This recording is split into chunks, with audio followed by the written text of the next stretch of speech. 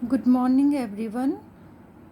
आज हम जिस टॉपिक पे बात करने जा रहे हैं वो है कोशिका की संरचना, structure of the cell. Human physiology में यूनिट फर्स्ट में सबसे पहला टॉपिक है कोशिका की संरचना एवं कार्य। कोशिका की खोज 1665 ईस्वी में सबसे पहले रॉबर्ट हुक ने की थी। कोशिकाएं दो प्रकार की होती हैं, प्रोकैरियोटिक और यूकैरियोटिक। आप दोनों के डायग्राम्स दे सकते हैं। ये प्रोकैरियोटिक कोशिका की संरचना है, ये यूकैरियोटिक कोशिका की संरचना है।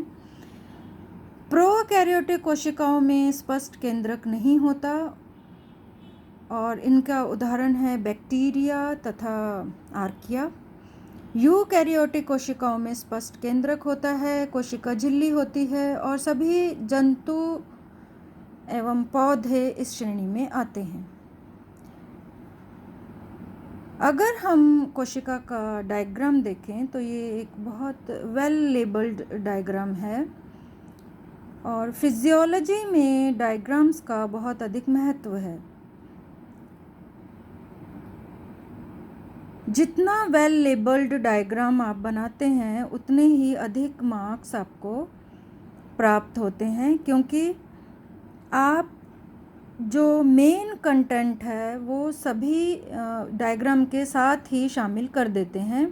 इसके पश्चात आपको डिस्क्रिप्शन बहुत कम देना होता है, क्योंकि डायग्राम इटसेल्फ सब कुछ प्रदर्शित करता है कि उस डायग्राम से संबंधित सभी सूचनाएं इसके साथ सम्मिलित हैं।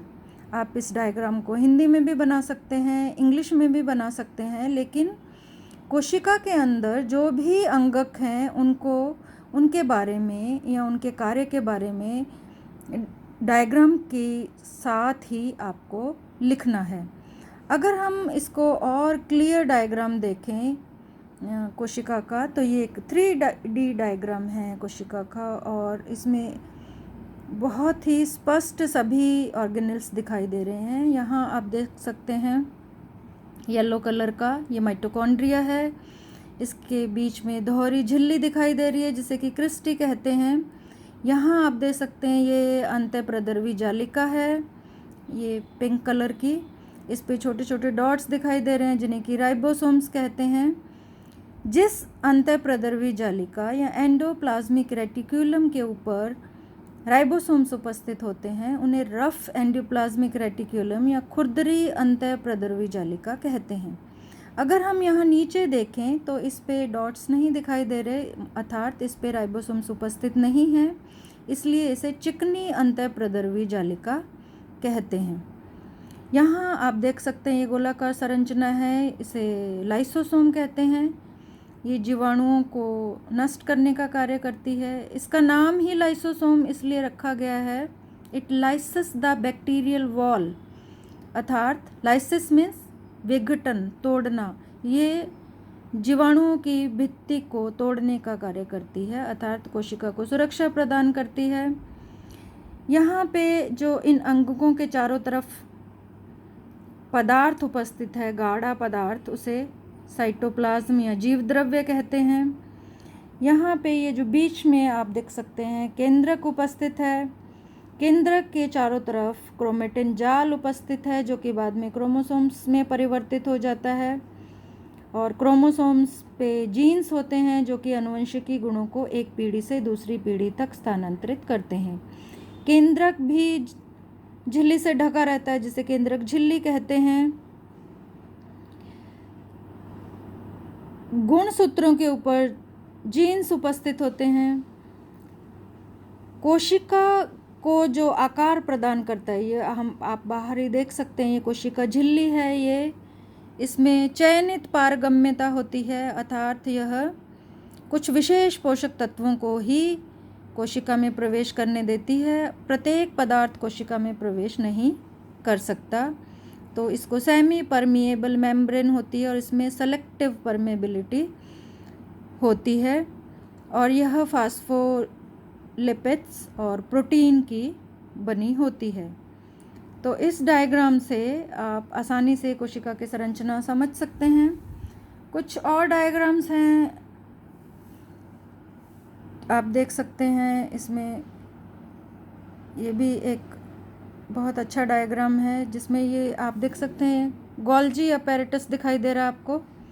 गोल्जी अपैरेटस का मुख्य कार्य स्रावण और पोषक तत्वों का पूरी कोशिका में परिवहन करना है।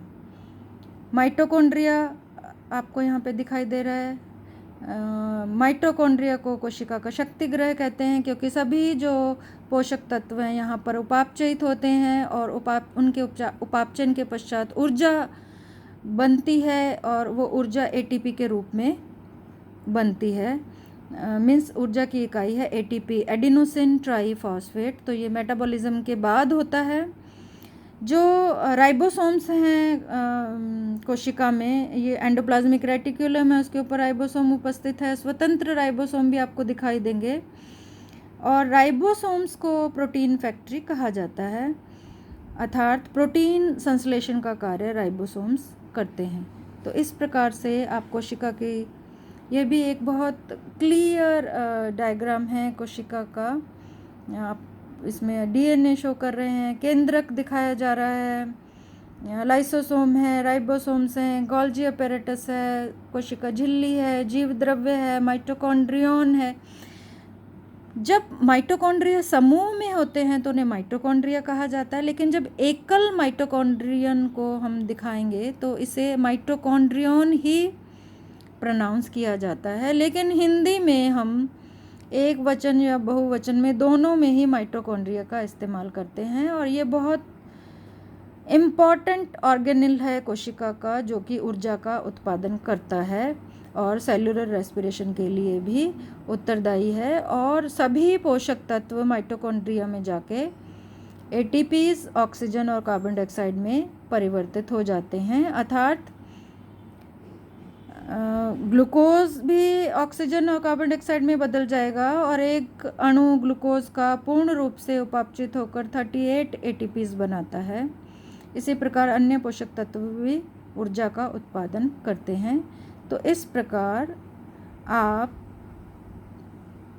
एक अच्छे डायग्राम द्वारा कोशिका की संरचना को आसानी से समझा सकते हैं।